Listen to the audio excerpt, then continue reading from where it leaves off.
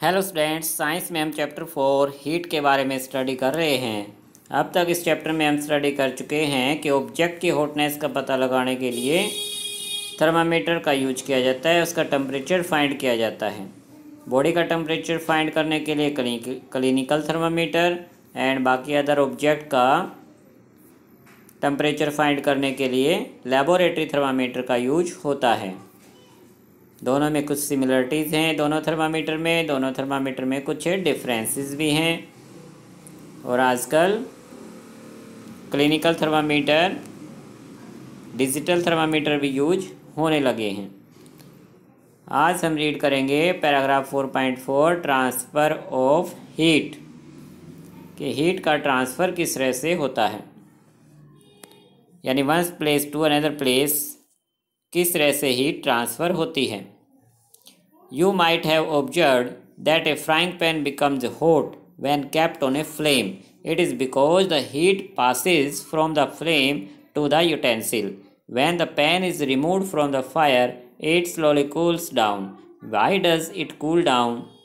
The heat is transferred from the pan to the surroundings.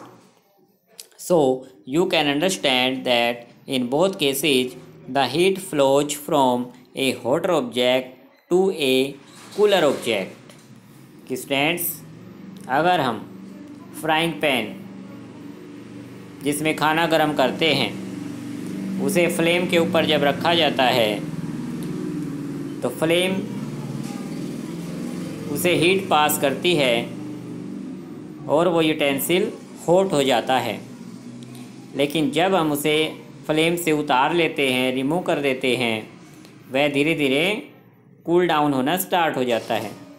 But why does it cool down? कि वह cool down क्यों हो गया? Heat कहाँ चली गई? The heat transfer from the pan to surrounding, के आसपास जो सराउंडिंग था हीट उसमें ट्रांसफ़र हो जाती है। सो स्टूडेंट्स, जो बात हमें अंडरस्टैंड हुई दोनों केसेस में कि heat flows from hotter object to cooler object, कि हॉटर ऑब्जेक्ट से कूलर ऑब्जेक्ट की तरफ हीट ट्रांसफ़र होती है। ये बात आपको रिमेंबर रखनी है। इन फैक्ट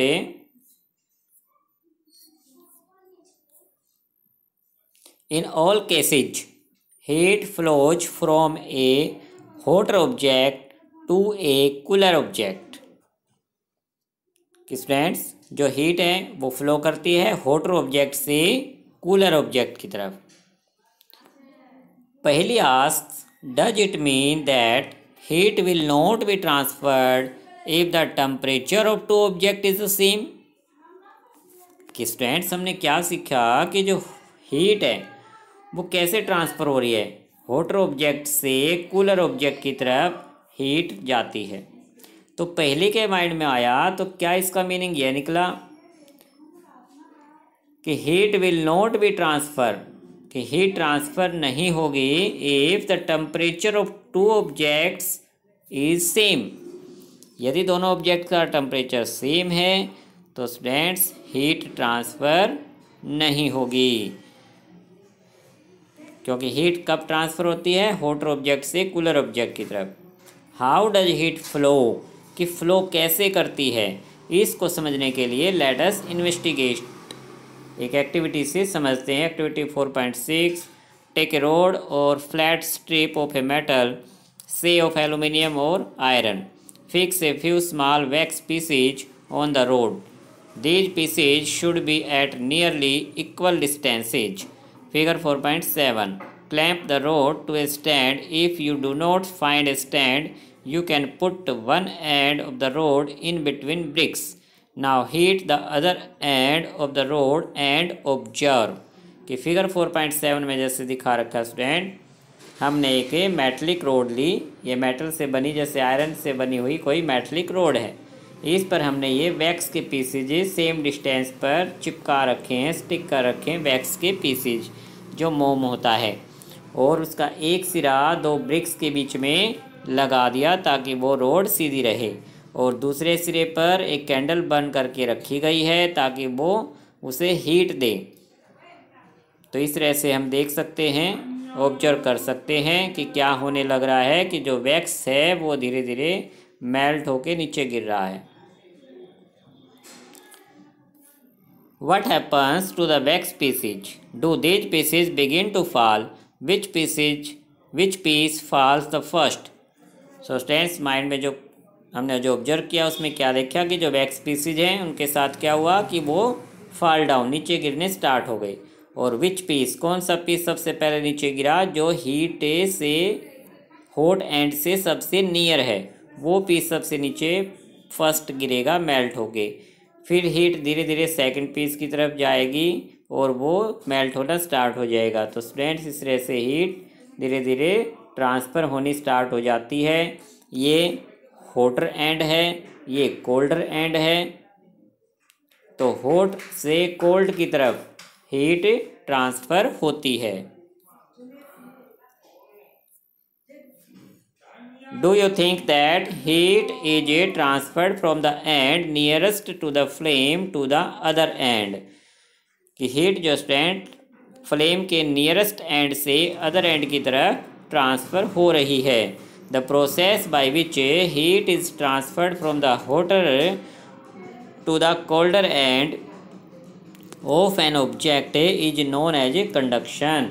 सो फ्रेंड्स इसको कंडक्शन प्रोसेस कहा जाता है। जब हीट ट्रांसफ़र होती है हॉटर एंड से कोल्डर एंड की तरफ तो इसी को कंडक्शन कहा जाएगा। इन सॉलिड के अंदर जो सॉलिड ऑब्जेक्ट हैं उसमें हम इस कंडक्शन प्रोसेस को देख सकते हैं, जैसा एक्टिविटी में हमने देखा और समझा। In solids generally heat is transferred by the process of conduction. कि सॉलिड में स्टूडेंट्स हीट कंडक्शन प्रोसेस से ट्रांसफ़र होती है। Do all substance conduct heat easily? अब माइंड में आया स्टूडेंट्स कि क्या सभी ऑब्जेक्ट सभी सब्सटेंस हीट को कंडक्ट करते हैं easily? You must have observed that the metallic pan for cooking has a plastic और wooden handle. Can you lift a hot pan by holding it from the handle without getting hurt? कि students हमने देखा है कि जो metallic pan है frying pan होता है जो जिसमें कुकिंग करते हैं कि उसका जो हैंडल है प्लास्टिक या वुडन हैंडल होता है। Can you lift a hot pan by holding it from the handle? कि क्या हम हैंडल से किसी हॉट पैन को लिफ्ट कर सकते हैं, पकड़ के उठा सकते हैं विदाउट गेटिंग हर्ट, और हमें कोई हर्ट भी ना हो? कि क्या हम हैंडल को पकड़ के उस हॉट पैन को उठा सकते हैं इजली? यस स्टूडेंट उठा सकते हैं।